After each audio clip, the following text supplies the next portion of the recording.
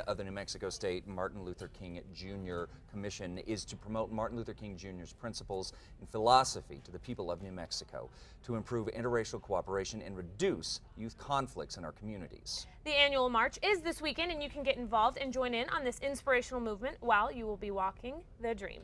And joining us now is Kimberly Green, the Executive Director of the New Mexico Martin Luther King Jr. State Commission. Thank you for thanks for joining being us. here. Appreciate it. Good morning. Thank you for having me. Absolutely. Thanks for doing this. So let's talk about what the MLK Jr. Commission does, what the overall scope of the organization is. Well, what we do currently is we do a lot of work with social justice with our young people. Our focus right now has been on our young people in a theory and thinking that if we start early, then we can teach them things different.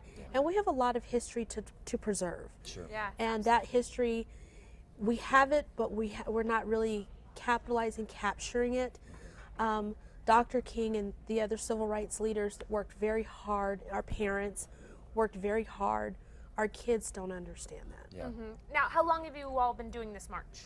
31 years. This is the 31st year of the march. Really? Okay. Wow. Okay.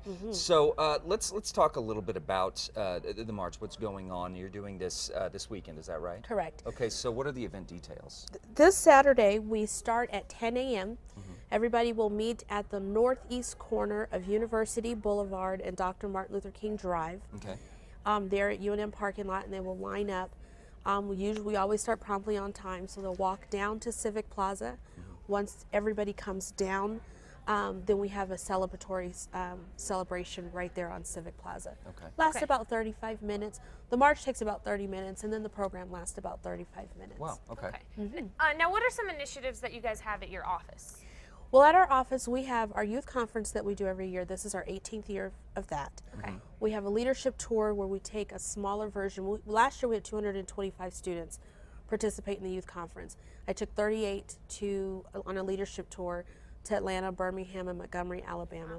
Learned a lot about Dr. King and the civil rights movement, his 6 principles and what that means and how are they relevant today.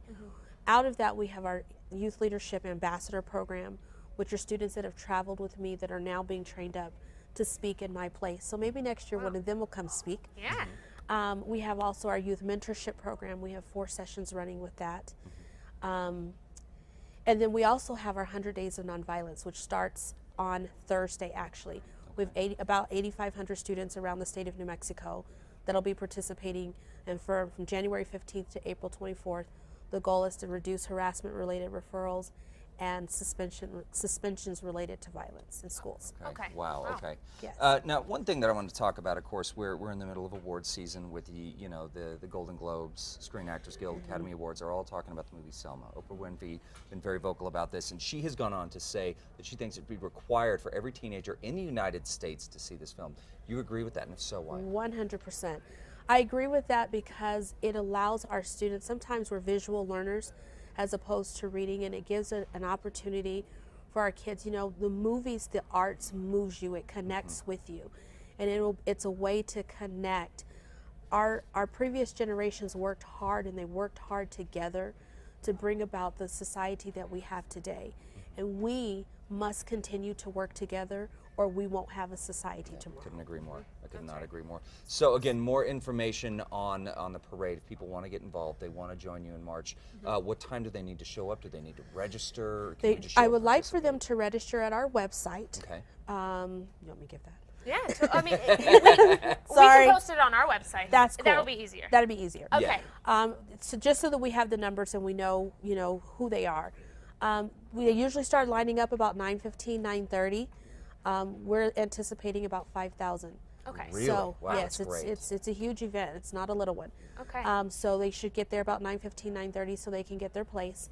And we start promptly at 10 o'clock. We start moving. That's fantastic. great. All right, last thing, Kim, just for you, because I absolutely agree with what you've said, that the work that the generations have come before us have done, and Yes. obviously the ideologies and principles that Dr. King implemented. If there was one principle that he implemented that you want people to walk away from, what is the most important in your idea? Oh, my favorite principle is number 2, the beloved community.